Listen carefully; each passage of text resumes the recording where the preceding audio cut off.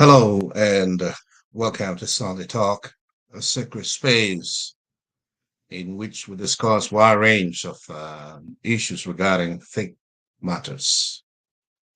At the center of Christianity is social justice. A Christian social belief that all of humanity is created equal. On this show, we discuss faith and justice issues regarding the state of affairs of the world and the church in particular. In this edition of our show today, we have a Methodist bishop coming out of the United States.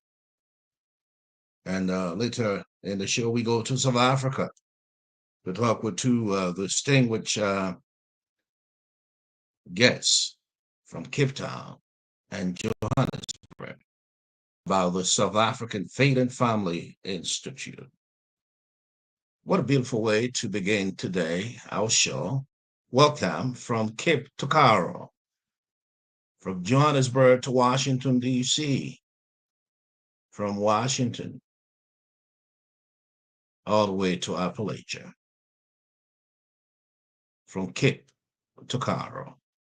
Wherever you are throughout the length and breadth of the world, we want to welcome you to the show, Sunday Talk. And it's good to be back here again with another interesting and a fascinating edition. Let's begin with Methodist and Methodism.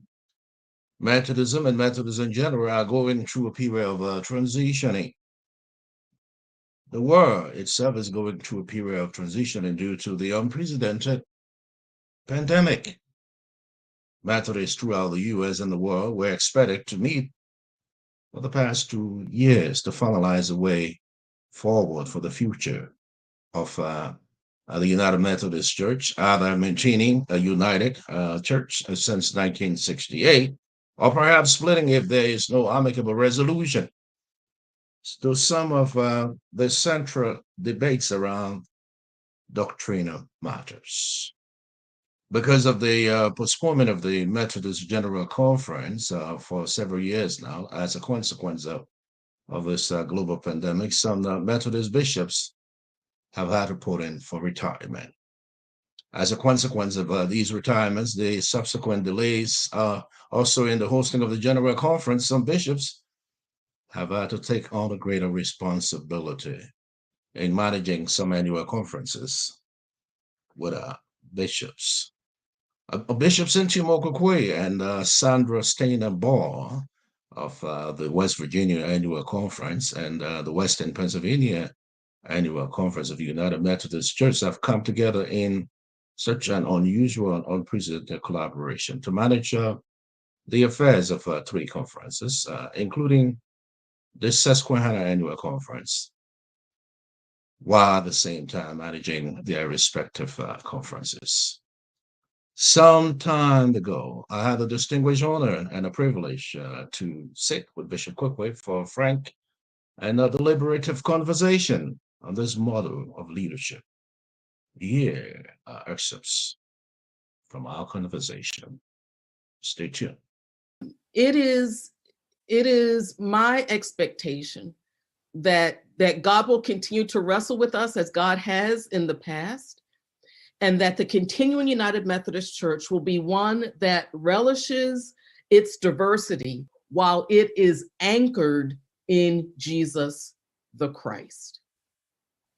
It is my expectation that we will continue to be a global church with congregations that are liturgical and contemporary, congregations that are charismatic and evangelical, congregations that are socially active and urban and rural and small and large, congregations that have ministries in all aspects and segments of our society. It is my expectation, it is my thought that the continuing United Methodist Church will continue to nurture children and youth and young adults and the elders of our village, that we will continue to nurture discipleship amongst new disciples and amongst those who are more mature, who have been on this journey for a longer time. It's my thought that our future church will continue to be on it.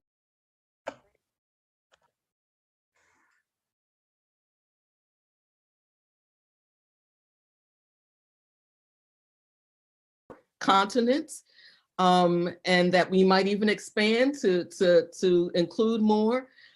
It's my thought that we will continue to be comprised of many different cultures and many different languages, that we will be a communion of different races, ethnicities, of different cultures and perspectives, all united by the Holy Spirit and anchored in Jesus the Christ. While we are driven by the mission of Christ, bearing witness to the unmerited grace that changes our lives and transforms communities. It is my thought that we will be a denomination, we will continue to be, but also we will intentionally become more of a denomination that is nimble and flexible, decentralized, and allows folks to contextualize ministry in their settings. So that's my thought about the continuing United Methodist Church. Well, thank you, Bishop, for that response. And my next question is probably just a follow-up in reference to what you have just stated. Methodist Bishop Cynthia Moor-Koikoi, speaking to us on the vision of the continuing United Methodist Church. If you just join us, it's good to be with you wherever you are throughout the length and breadth of the United States. We want to welcome you to Sunday Talk. Those of you who are watching us globally, we want to use this opportunity to say a big welcome. Welcome to the show. That was Methodist Bishop Cynthia Moor-Koikoi of the Western Pennsylvania Annual Conference of the United Methodist Church, speaking to us recently in an exclusive interview. This is Sunday Talk on the Christian Vision Broadcasting Network. Sunday Talk is designed for you and with you in mind. Coming up next, a conversation with the South African Faith and Family Institute. We call them for short, SAFFI. We're going to be going to Johannesburg and Cape Town in just a little bit. Let's speak with Dr. Elizabeth H. Petersen. Dr. Elizabeth H. Petersen is the executive director of this noble organization, creating a sacred space for faith families in South Africa, and of course, the African continent in general. With Dr. Elizabeth and one of our board members who is currently coming to us from Johannesburg, South Africa. Excerpts from our engagement.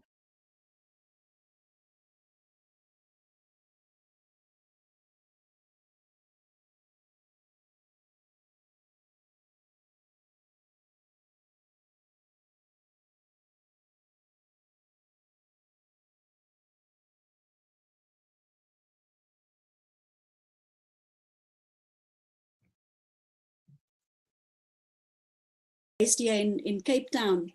And I think there I've seen and witnessed how women flee for their lives, and many of these children don't even know what it is to witness a healthy man, because the women would come and they're either pregnant or they are women with young children.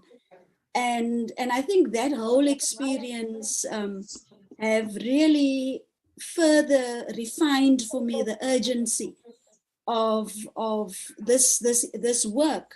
Because Elizabeth H. Petersen, she's the executive director of the South African Faith and Family Institute. Just an excerpt there, but I'm going to let her introduce herself. We had a little glitch in our video, but Here is Elizabeth. And I am the founder and the executive director of the South African Faith and Family Institute. Our office is based in Cape Town, but the work reaches, much further than just Cape Town, South Africa. Thank you. Welcome to the show. And let me go to my second guest. He will introduce himself. Good day. Welcome, sir. Thank you so much, Rev Zaizai. It's Zukisa Fumba. I am the ordained minister in the Methodist Church of Southern Africa. I am currently stationed here in Highveld in the Swatini district, serving in Benoni Circuit, in the local congregation called Northfield Methodist Church. I've been here in Johannesburg for the past almost 2 years. I was serving before in Cape Town, and I am joining this podcast in my personal capacity as the minister here in the Methodist Church. I am the district gender desk convener here in my district here in Highveld in the Swatini. And I also voluntarily serve at the board of SAFFI, work with Elizabeth as one of the board members there in the board. Thank you so much for the opportunity. This is a quite interesting global conversation. Two distinguished individuals joining me from Cape Town and Johannesburg.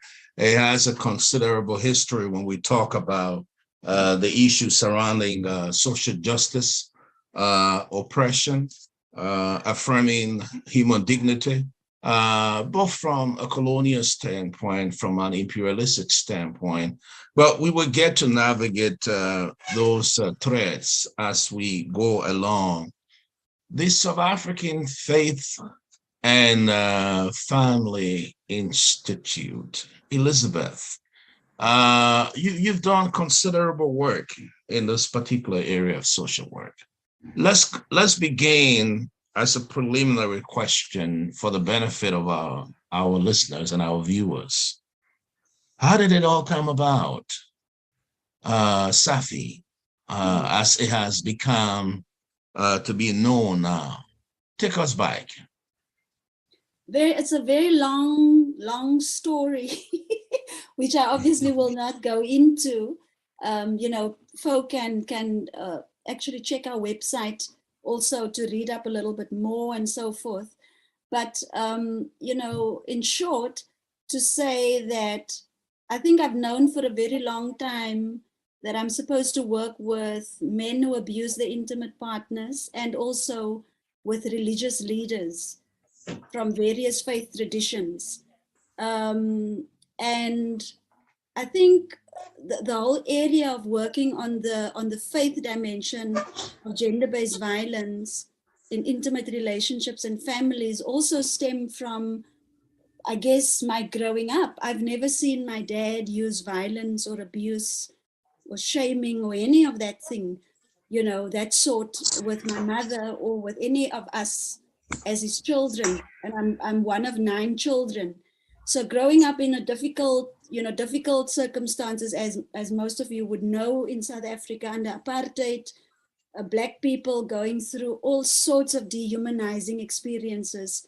But in the midst of all of that, I've never seen my dad use violence or abuse. So it's interesting because, like I said, I guess probably from the time when I was a teenager, I had this clarity of vision that I'm supposed to work with men who abuse their partners and with religious leaders. And it was only much later when I obtained my social work degree and my first job that I actually landed in a shelter for abused women and children. And that's the oldest shelter in South Africa. It was started in 1904, St. Anne's Homes, which is based here in Cape Town. And I think there I've seen and witnessed how women flee for their lives and many of these children don't even know what it is to witness a healthy man, because the women would come and they're either pregnant or they are women with young children. And I think that whole experience have really further refined for me the urgency of this work. Because the question that I always then lived with was, how do you get from a place of deep connection, loving, intimate relationship to a place where that relationship becomes such a toxic, violent, abusive space of terror and horror. And then I think also some of the other things that had happened. Another job that I had while I was working at St. Anne's, I was one of the first counselors for one of the first battered women counseling centers here in Cape Town. And I remember, one of the women that actually came into that center for counseling was a woman that went to the same church as I. And I know her and I know her husband because we grew up together in church. I mean, her husband, we're part of the youth. And I was hoping that she was basically lost and that she was just popping into the center to ask for directions. Because I did not want to know that, that there was any violence or abuse that she was experiencing. Only, of course, to discover that she actually did come to the center because she needed counseling. And there I had to sit, being the only counselor, I literally had to sit and listen to all the horrible things that my friend, who was a man of faith, have been doing to this woman. And but there's also countless stories afterwards, that I've had, close friends in the church, men who have been abusing their wives, men, some of them were faith leaders. Sometimes the church knew about them, but the church didn't know what, or kind of either tried to ignore the issue. And so, and only when there's, infidelity, only when he finally, it's discovered that he has an affair outside of the marriage, then almost permission is given for the woman to divorce him. And so there's that. But then on top of that, I think afterwards I've also realized that I probably need to do some research. So my master's research focused on challenges that clergy face in addressing domestic violence. And that research, amongst a whole range of other, sort of local and international research, informed the establishment of SAFFI. Yeah, so I think, like I said, there's a lot to be said about that, but it's a combination of those, what I've just shared. Very, very inspiring story from those very early beginnings. And you were quite right on point to indicate some of the challenges that the church has faced in the midst of the abuses that take place.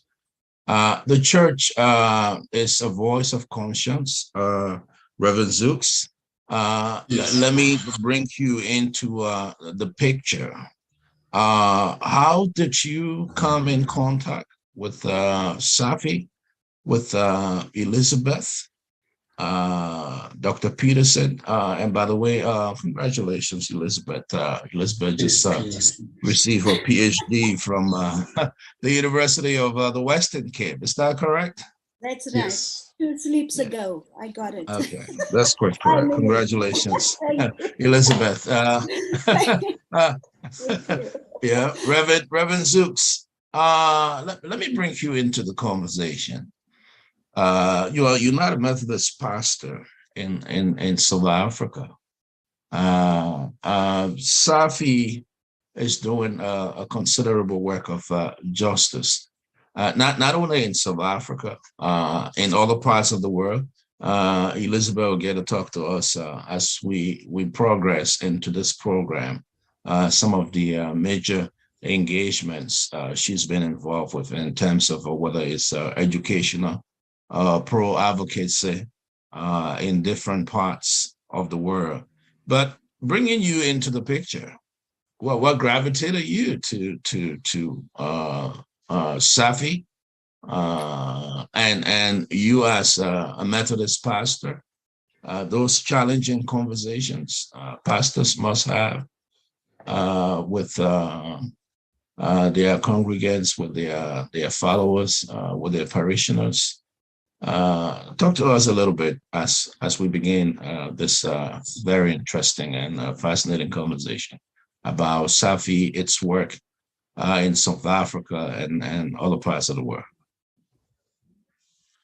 Thank you so much, Rev, for the opportunity. I am the minister in the Methodist Church of Southern Africa. Okay. Southern Africa. Yeah. Yes, not South Africa. South Africa being part of it as well. Okay. So in the whole southern region here in Africa. So that's our connection. So it's not only South Africa. I just wanted to highlight that. Okay. Are you strategically with the church in the Swaziland region? Yes, the church in Swaziland is part of our conference. The church in Mozambique is part of our conference. The church in Botswana is part of our conference. The church in Namibia is part of our conference, and the church in South Africa. So those are the countries that makes up our connection. So it's those countries around in the Southern Africa. That's wonderful. And talk to us how you gravitated.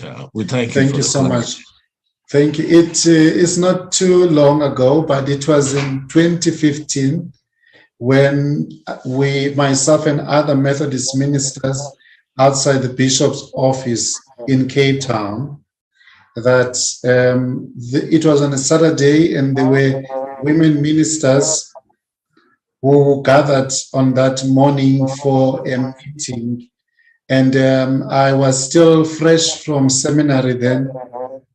I wanted to find out as to why are we not part of the conversation? And I was told that there is a conversation about women's issues.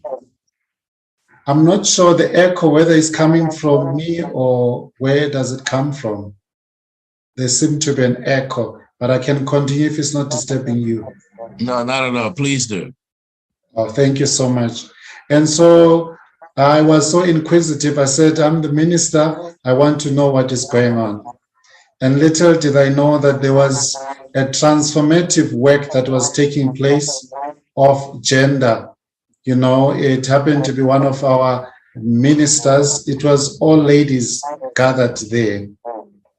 And my interest began from that Saturday after attending the meeting, or rather, while attending the meeting, and in several meetings afterwards, I was asked, Zooks, you are going to be our secretary, you're going to be our scribe. And it was a life-giving and refreshing moment for me to get to learn about gender dynamics and complexities and the difficulties about gender within the church specifically.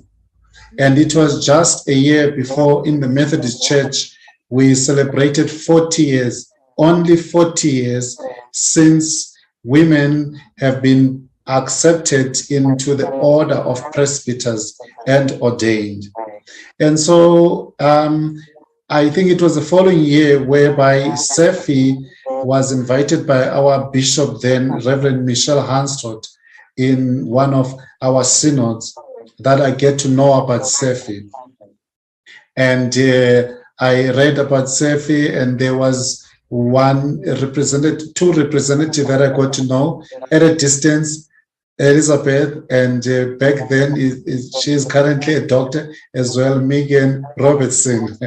So I got to know about the work of SAFFI and the work that was very much at the level of people and dealing with clergy, religious leaders, empowering and strengthening religious leaders to deal with this kind of work that even here in church, we don't know how to do the ministry that are life-giving, specifically with focus on gender and all its complexities and harmfulness and how it can bring life to homes, households, as Elizabeth spoke about the intimate partner relationship to actually make families flourish, out of doing this kind of work.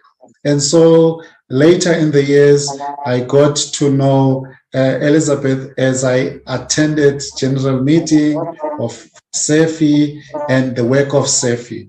So the relationship began to a point that they risked so much to ask me to be one of the board members.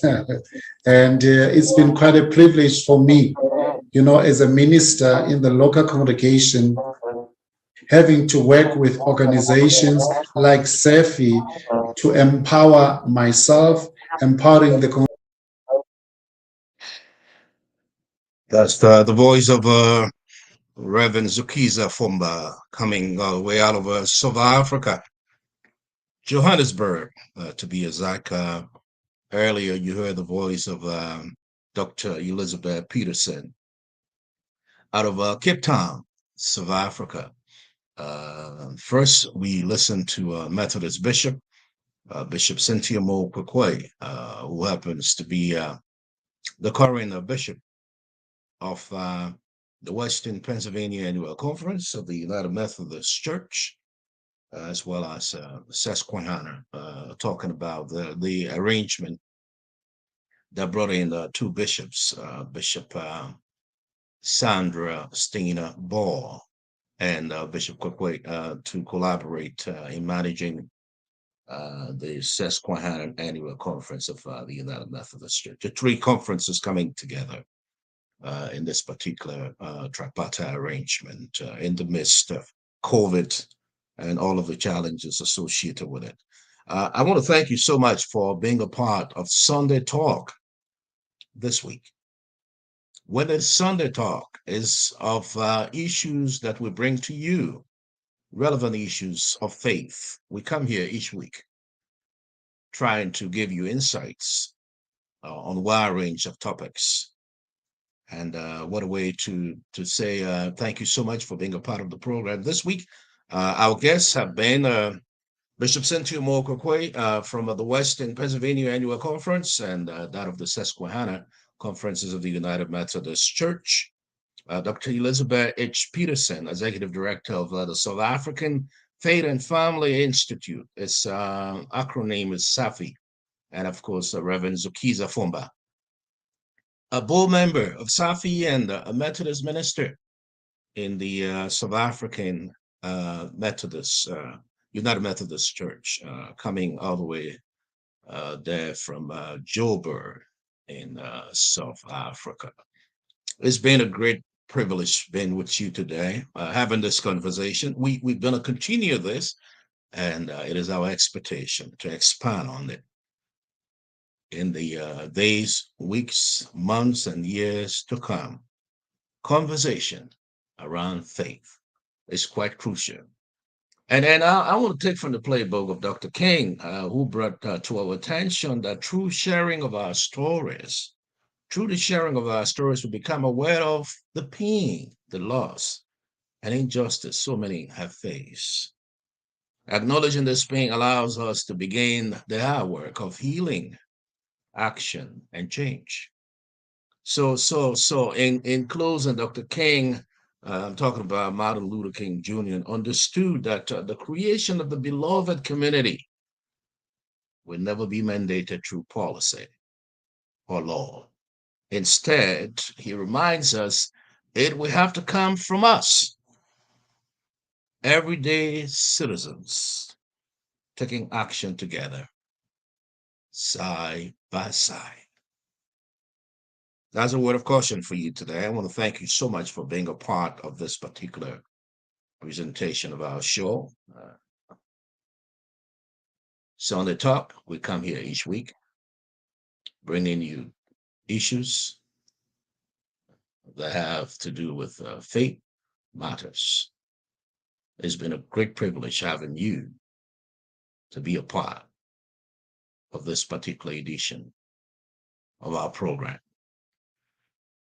I want to thank you so much. My name is Zazek Whipplegate Potter, thanking you for listening and wishing you a pleasant week. To all of you in the U.S., those in Cape Town, those in Joburg, those in Carroll, across the global community. Views and comments, I appreciate it. You just go into the comment section, send us a message. We will be more than glad to respond. It's been a great privilege being with you today. And of course, we will have another guest in the next edition. This is the 6th edition of our program, Sunday Talk. Let's hope it's been great. Let's hope it's been wonderful. It's always a pleasure to have you on this service, the Christian Vision Broadcasting Network. It is our desire and it is our determinative effort to continue to do the work of God, irrespective of the odds, irrespective of the challenges we encounter, irrespective of the challenges we endure. God willing, we'll be back again. Until next time. So long. Take care. God bless. Bye-bye.